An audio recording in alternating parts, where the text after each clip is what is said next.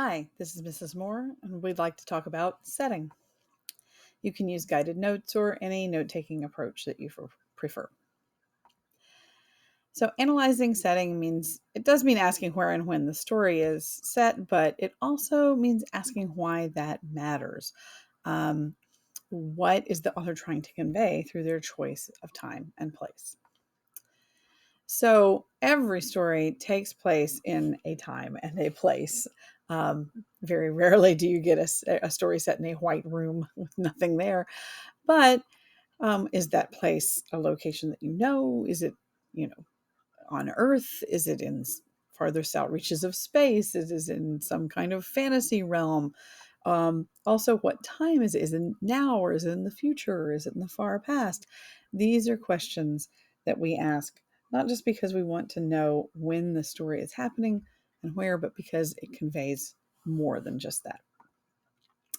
So, in a story, when an author is using setting, their choice usually conveys more than just the clock and the calendar. Like, for example, the time of the day is often related to a cycle of life. Whereas you start with dawn and continue through the day, like a human starts with birth and continues through the cycles of their life up until death.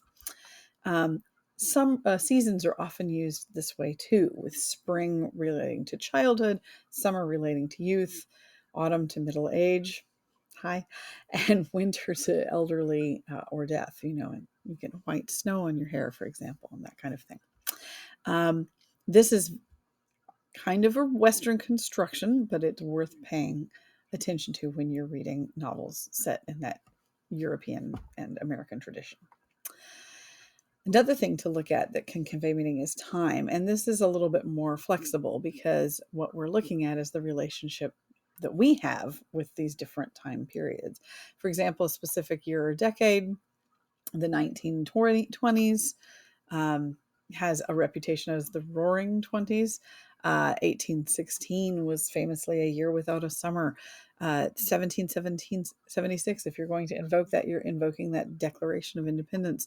We have 2020. What will people be invoking when they invoke 2020? It's something that you can all even invoke yourselves.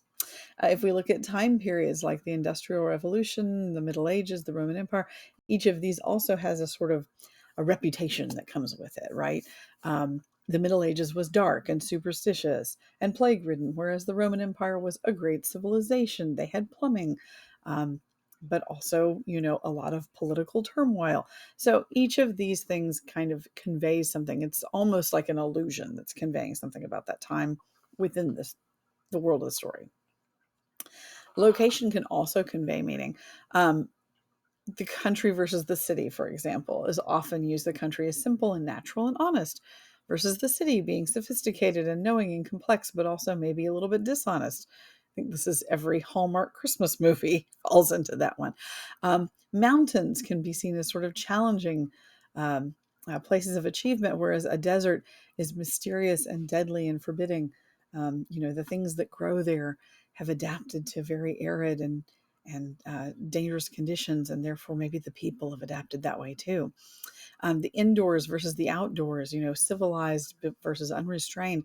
And it's also really worth paying particular attention when characters shift from one location to the other, because it also conveys something about a shift maybe in their attitude, a shift in their outlook, a shift in their fortunes. One fun thing to look at is compass points and the directions that people travel. This is truly a Western construction, but the compass points, north, south, east, and west, often correlate to certain outlooks. For example, the north is cold and restrained, whereas the south is more hot and passionate. So if a character travels from north to south, they are trying to release their inhibitions in some way. Especially in America, we have the East-West dichotomy, where the East, because of the East Coast, is the seat of civilization and a little bit more restraint, but the West is a frontier, wild place where you can discover and become your true self.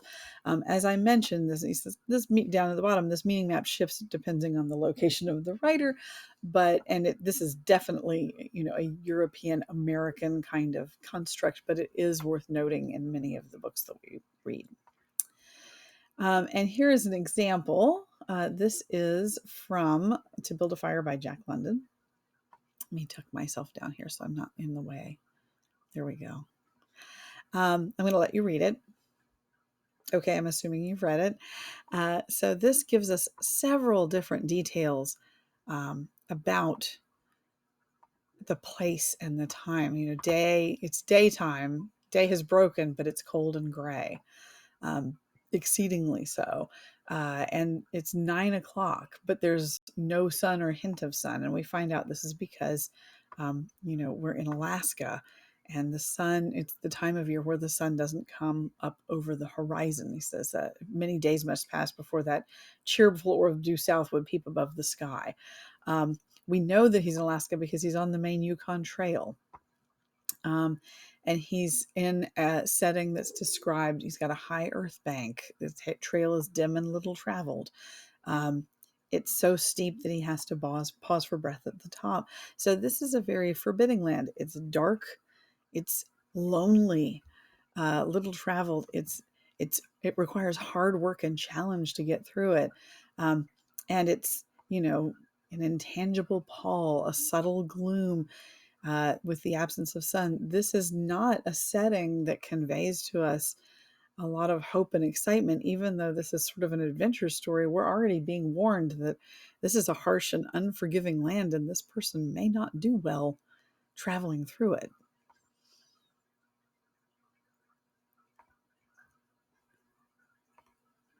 So when we ask ourselves about when and where the story is set, we are really asking ourselves, what is the author conveying through those settings? What does the time and the location tell us about the characters and about their conflicts and about the things that they are going to experience or are experiencing in the text?